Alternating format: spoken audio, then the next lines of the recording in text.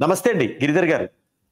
ఏదైతే వాంగ్చుంగ్ ఆయన లేహ్ లో అరెస్ట్ అయిన వాంగ్చుంగ్ ఉన్నారో, బంగ్లాదేశ్ మరియు పాక్తో ఎలాంటి సంబంధాలు ఉన్నాయి అనే దాని మీద దర్యాప్తు చేస్తున్నారు.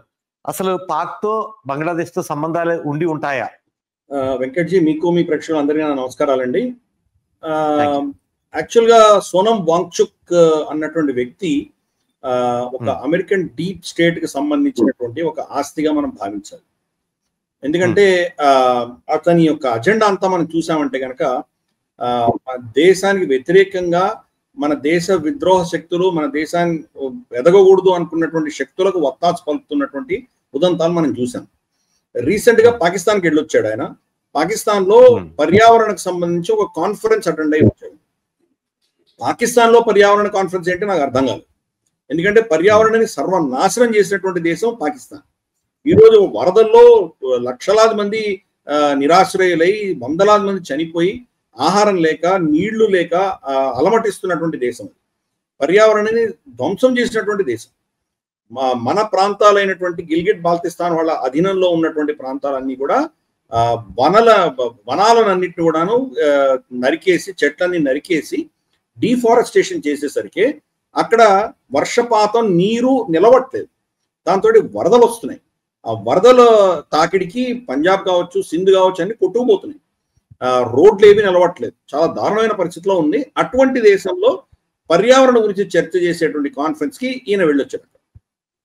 చూస్తే కనుక మనకు లద్దాఖ్ లో తిప్పి కొడితే 3-3.5 లక్షల మంది జనాభా కంటే ఎక్కువ లేరు. దాంట్లో 1.5 మంది మనకు కార్గిల్ ప్రాంతంలో ఉన్నటువంటి షియాలు ఉన్నారు, ముస్లిం షియాస్ ఉన్నారు.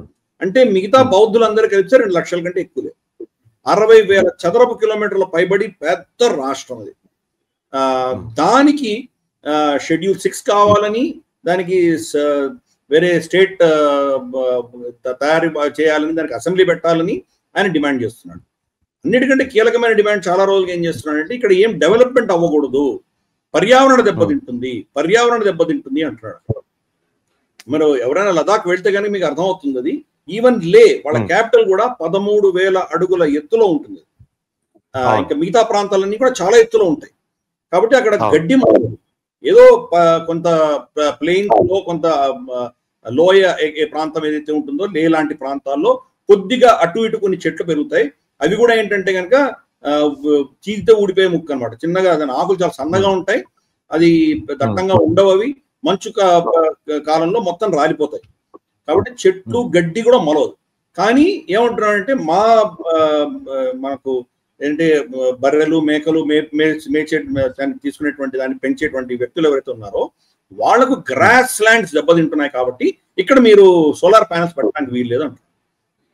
కొన్ని వందల కిలోమీటర్ల వరకు, కొన్ని వేల చదరపు కిలోమీటర్ల వరకు మీకు గడ్డి మొలవదు, మనిషి లేడు, జంతువు లేదు, పురుగు పుట్ర లేదు. ఉత్త బ్యారన్ అడవి, అడవి కాదు ఎడారి, డెజర్ట్. అది మొత్తం ఆ గుట్టలన్నీ కూడాను మట్టితోటి కూరుకుని ఉంటుంది. అక్కడ ఏమీ ఉండదు, మనుషులు లేరు, గడ్డి లేదు, ఈవెన్ జంతువులు వెళ్ళి మేయడానికి కూడా గడ్డి లేదు. అటువంటి ప్రాంతం సోనం వాంగ్చుక్ ఏం ప్రాబ్లం వచ్చింది? అదే అంటున్నాను. అక్కడ గడ్డి లేదు, ఏమీ పండదు. అక్కడ సోలార్ పెడితే, అక్కడ అభివృద్ధి చెందితే తనకు వచ్చిన నష్టం ఏంటి? అదే మనం ప్రశ్నించాలి. ఎందుకు చేస్తున్నాడు ఇది?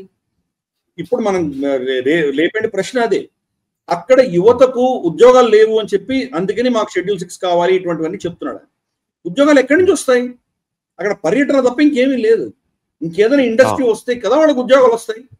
అక్కడ ఏదో డెవలప్మెంట్ ల్యాబొరేటరీస్ ఉండాలి, లేదా ఇంకేదైనా ఈ సోలార్ ప్యానెల్స్ లాంటివి ఏమైనా పెట్టాలి, విండ్ మిల్స్ లాంటివి పెట్టాలి. రేపటి రోజు అక్కడ మెట్రో రావచ్చు కార్గిల్ నుంచి లేదాకా.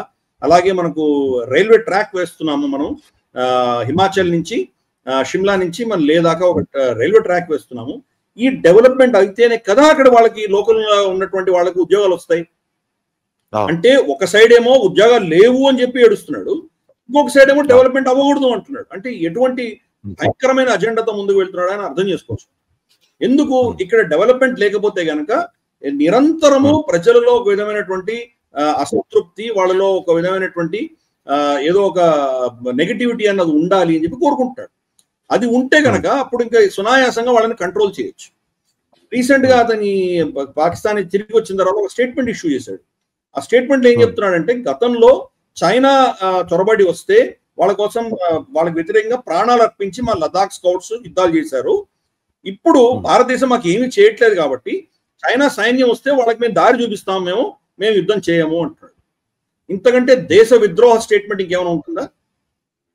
అంతేకాదు ఏం చెప్తున్నాడంటే గోర్ఖా రెజిమెంట్, పంజాబ్ రెజిమెంట్ వీళ్ళు కూడా యుద్ధంలో పార్టిసిపేట్ చేయరు, భారత సైన్యానికి భారతదేశానికి వ్యతిరేకంగా వాళ్ళు ప్రవర్తిస్తారు అని చెప్తున్నాడు. ఎందుకు? దానికి జస్టిఫికేషన్ ఏమిస్తున్నాడు? పంజాబ్ లో కూడా మీరు హింసిస్తున్నారు అంటున్నాడు. సో ఎంత కుట్రతో కూడినటువంటి స్టేట్మెంట్.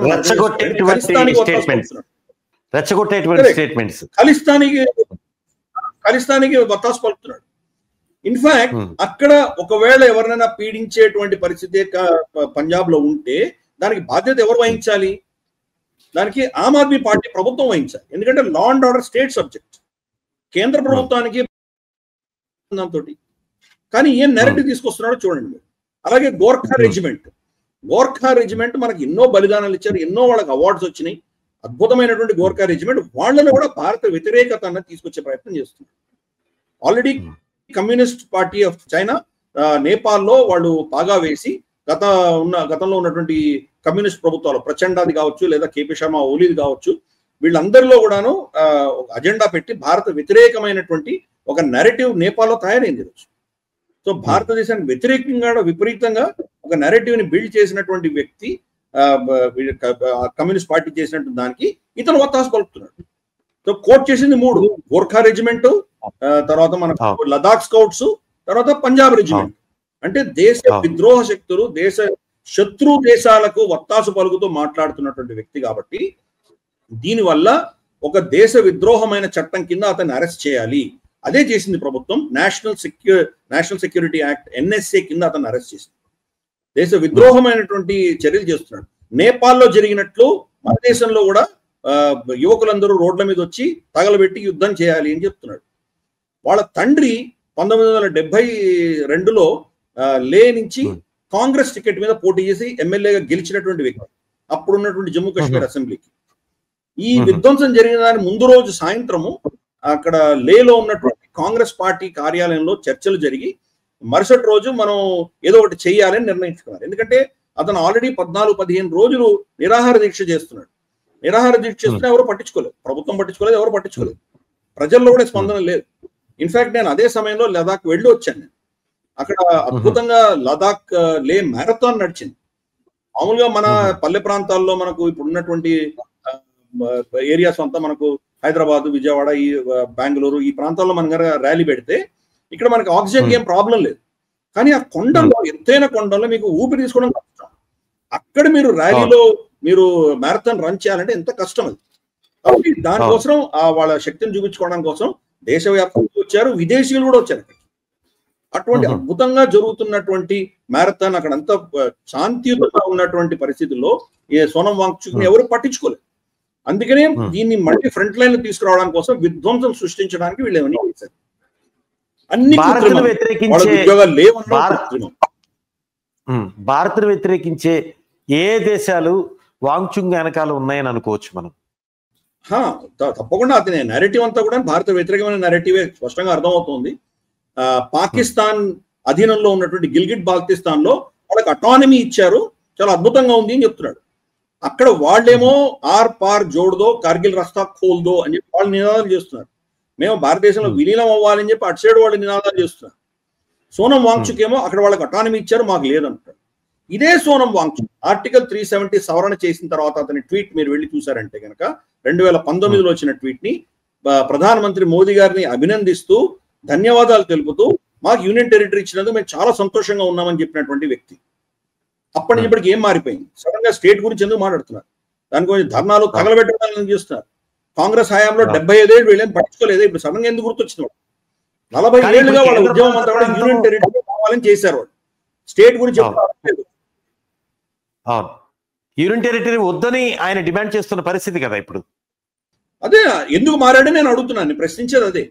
యూనియన్ టెరిటరీ కావాలని ఉద్యమం చేశారు అక్కడంతా కూడా. లదాఖ్ యూనియన్ టెరిటరీ కౌన్సిల్ అని పార్టీస్ ఉండింది, వాళ్ళు ఇన్ఫాక్ట్ ఎమ్మెల్యేలు గెలిచారు గతంలో కూడా. సో అటువంటి పరిస్థితి నుంచి యూనియన్ టెరిటరీ కావాలనుకున్నప్పుడు యూనియన్ టెరిటరీ ఇచ్చాం వాళ్ళకి. ఇప్పుడు మళ్ళీ స్టేట్ ఎందుకు కావాలంటున్నారు? ఉన్న 3.5 లక్షల మందికి మనం స్టేట్ ఇవ్వగలమా? 3.5 లక్షలు అంటే కనుక మనకు కుక్కట్పల్లిలో ఒక ఎంఐజీ ఏరియా అంత చాలు మనకి. సో అంత చిన్నదానికి ఒక స్టేట్ డిక్లేర్ చేయగలమా మనం? వాళ్ళ పాపులేషన్ ఎంత ఉంది? సో అందుకని అది కుట్రపూరితంగా ఒక బూటకపు డిమాండ్ అతను ముందు తీసుకొచ్చాడు. సో అలా తీసుకురామని ఎవరు చెప్పారు అతనికి అన్నది పెద్ద ప్రశ్న. ఇంతవరకు యూనిటరీ సంతోషించినటువంటి ప్రజలు సడన్గా షెడ్యూల్ 6 స్టేట్ హుడ్ అనేసరికి ఆబ్వియస్లీ వాళ్ళలో ఏదో మాకేదో నష్టం జరిగిపోయింది అన్నటువంటి భావం క్రియేట్ చేయొచ్చు కదా. అదే చేశాడు సోనం వాంగ్చుక్. వాళ్ళేం డిమాండ్ చేయలేదు, హాయిగానే ఉన్నారు. ఇన్ఫాక్ట్ అద్భుతమైనటువంటి డెవలప్మెంట్ 2019లో ఆర్టికల్ 370 రద్దయినప్పుడు అప్పుడు లడాక్ నుంచి గెలిచిన ఎంపీ సుదీర్ఘంగా లోక్సభలో ప్రసంగించారు. మీరు కూడా చూశారు. దానికి ప్రధాని మోడీ కూడా ట్వీట్ చేసి అభినందించారు కూడా. ఆ లడాక్ ఉన్న సమస్యలు ఏంటి, యూనియన్ టెరిటరీ కోసం 2011లో అప్పుడు ఏం జరిగింది, ప్రతిపక్ష నాయకుడిగా ఉన్నప్పుడు రాజ్నాథ్ సింగ్ వచ్చారు, ఏం కావాలని అడిగారు, మాకేం వద్దు, మాకు యూటీ చాహియే అని ఆయన చక్కగా అప్పుడు చెప్పింది సుదీర్ఘమైన ప్రసంగం. ఆ రోజు హైలైట్ అంతా లడాక్ నుంచి గెలిచిన MP, Bharatiya Janata party MP మాట్లాడారు దాని మీద. Correct correct. వాళ్ళ కోరికంతా అదే ఉండింది. జామ్యాంగ్, అతని పేరు జామ్యాంగ్. నేను అతను చాలా సార్లు కలిసాను. లదాఖ్ వెళ్ళినప్పుడు అంతా కూడా కలుస్తూ ఉంటాను నేను. నాకు మంచి పరిచయం ఉంది అతను. సో అది వాళ్ళ డిమాండ్ అంతా అదే. ఇప్పటికి కూడా అక్కడ ఏంటంటే ప్రజలు ఎన్నుకునేటువంటి కౌన్సిలర్స్ ఉన్నారు. మనకు 2 హిల్ కౌన్సిల్స్ ఉన్నాయి. ఒకటి Kargil autonomous hill development council ఒకటి, లే అటానమస్ హిల్ డెవలప్మెంట్ కౌన్సిల్ ఒకటి, 2 ఉన్నాయి. ఈ రెండిట్లో కూడాను వాళ్ళ ఎన్నుకోబడ్డటువంటి ప్రతినిధులే వాళ్ళకి వాళ్ళ గ్రామాల్లో వాళ్ళ ఊర్లలో ఏం కావాలి సదుపాయాలు వాళ్ళే నిర్ణయిస్తారు. వాళ్లకు మనకు రోడ్లు వేసుకోవాలా, మనకు డ్రైనేజ్ సిస్టమ్ వేయాలా, లేదా నీటి సరఫరా ఏమైనా కావాలా, వాళ్ళకు ఎలక్ట్రిసిటీ సరఫరా ఏమైనా చేయాలా, వాళ్ళకు హాస్పిటల్స్ కావాలా, స్కూళ్ళు కావాలా, వాళ్ళే నిర్ణయిస్తారు. యూనియన్ టెరిటరీ ప్రభుత్వం నిర్ణయించదు. యూనియన్ టెరిటరీ ప్రభుత్వం అక్కడ లా అండ్ ఆర్డర్ అడ్మినిస్ట్రేషన్ మాత్రమే చూసుకుంటుంది. మిగతా అంతా కూడా ఈ హిల్ డెవలప్మెంట్ కౌన్సిల్సే చూసుకుంటున్నాయి. వాళ్ళకి సర్వాధికారాలు ఉన్నాయి. అయినా కానీ ఈ డిమాండ్ సడన్ గా లేవనెత్తాడు, అదేదో అన్యాయం జరిగిపోయిందని చెప్పి ప్రపంచవ్యాప్తంగా ఒక నెరేటివ్ తీసుకొచ్చే ప్రయత్నం చేస్తున్నాడు. ఎందుకంటే ఇది ఒక టూల్ కిట్ ఆధారంగా అన్ని నడుస్తున్నాయి. మనము బంగ్లాదేశ్ లో చూస్తే కనుక బంగ్లాదేశ్ లో ఉద్యమం ఎక్కడ జరిగింది, ఎక్కడ మొదలైంది? అది పిల్లలు రిజర్వేషన్లు చాలా ఉన్నాయి, ఆ రిజర్వేషన్లు తీసేయండి, ఓపెన్ కోటా పెంచండి, ఓపెన్ కోటా పెంచితే మాకు ఉద్యోగాలు వచ్చే అవకాశాలు పెరుగుతాయి అని వాళ్ళు ఉద్యమించారు. వాళ్ళ ఉద్యమంలో తప్పులేదు. కానీ ఆ ఉద్యమాన్ని హైజాక్ చేసి షేక్ హసీనాని తీసేంత వరకు విధ్వంసం సృష్టించి ఆ దేశంలో హిందువులను చంపి, అవామీ లీగ్ నేతలను చంపి విధ్వంసం సృష్టించి ఆవిడని అక్కడి నుంచి తరిమేసేలా చేశారు. సేమ్ టూల్ కిట్ మనకు యుక్రెయిన్ లో మైదాన్ రెవల్యూషన్ 2014లో జరిగింది. అక్కడ ప్రజలచే ఎన్నుకోబడ్డటువంటి ప్రభుత్వానికి వ్యతిరేకంగా అక్కడ ఉద్యమం చేసి ఇట్లాంటి విధ్వంసాలు సృష్టించేసరికి అతన్ని ఆ దేశం నుంచి హెలికాప్టర్ బయటకు తీసుకెళ్లాల్సి వచ్చింది. అన్ని చూస్తే అదే మనకు కేపీ శర్మ ఓలీని హెలికాప్టర్లు తీసుకెళ్లిపోయారు, షేక్ హసీనాని హెలికాప్టర్లు తీసుకెళ్లారు, అలాగే మనకు రాజపక్ష సోదరు హెలికాప్టర్లు తీసుకెళ్లారు, విధ్వంసం సృష్టించడం. సేమ్ టూల్ కిట్ లదాఖ్ లో వాడబడింది. సో లదాఖ్ లో కూడా అంతవరకు దాని గురించి ఎవరు పట్టించుకొని ప్రజల్ని సడన్ గా విధ్వంసం సృష్టించేసరికి ఇప్పుడు దేశవ్యాప్తంగా చర్చిస్తున్నారు, ప్రపంచవ్యాప్తంగా చర్చిస్తున్నారు. వాళ్ళకేదో అన్యాయం జరిగిపోయింది, వాళ్ళ హక్కులని కాడ రాస్తున్నారు, ఇటువంటి నెరేటివ్స్ తీసుకొస్తున్నారు. దీనికి వెనకాల అతని ఎన్జిఓకి మొత్తం ఫండింగ్ ఎక్కడి నుంచి వస్తుంది అని చూస్తే కనుక ఫోర్డ్ ఫౌండేషన్ నుంచి వస్తుంది. ప్లస్ అతనికి రమోన్ మెగ్సెసే అవార్డు ఇచ్చారు. రమోన్ మెగ్సెసే అవార్డు వచ్చిన వాళ్ళందరూ కూడాను సమాజంలో ఏదో ఒక విధమైనటువంటి అల్లకల్లోనం సృష్టించి సమాజంలో విభేదాలు తీసుకొచ్చి అక్కడ అస్థిరత తీసుకొచ్చే ప్రయత్నమే అందరూ చేస్తున్నారు. మేధా పాట్కర్, ఆవిడకి మెగ్సెసే అవార్డు వచ్చింది. నర్మదా బచావో ఆందోళన పేరిట ఆ నర్మదా డెవలప్మెంట్ అవ్వకుండా ఎంత కష్టపడి ఆవిడ ఆపే ప్రయత్నం చేసిందో, ఎన్ని కోట్ల రూపాయలు ఆవిడకి వచ్చిందో మనం అర్థం చేసుకోవచ్చు. అలాగే మనం చూస్తే కనుక రవీష్ కుమార్ జర్నలిస్ట్, పొద్దున్న లేస్తే రాత్రి దాకా అన్ని ఫేక్ నెరేటివ్సే, తిట్టడము, ఒక హేట్రెడ్ తప్ప ఇంకేం ఉండదు ఆ వ్యక్తికి. అతనికి రమోన్ మెగ్సెసే అవార్డు వచ్చింది. కేజ్రీవాల్ ఈ రోజు ఖలిస్తాన్ కి పొలిటికల్ సపోర్ట్ ఎవరిని ఇస్తున్నారంటే ఆమ్ ఆద్మీ పార్టీ ఇస్తుంది. అందుకనే వాళ్ళు అక్కడ పంజాబ్ లో గెలవగలుగుతున్నారు. కంప్లీట్ ఒక దేశ వ్యతిరేకమైనటువంటి శక్తులకు అతను ఒత్తాసు పలుకుతున్నటువంటి వ్యక్తి.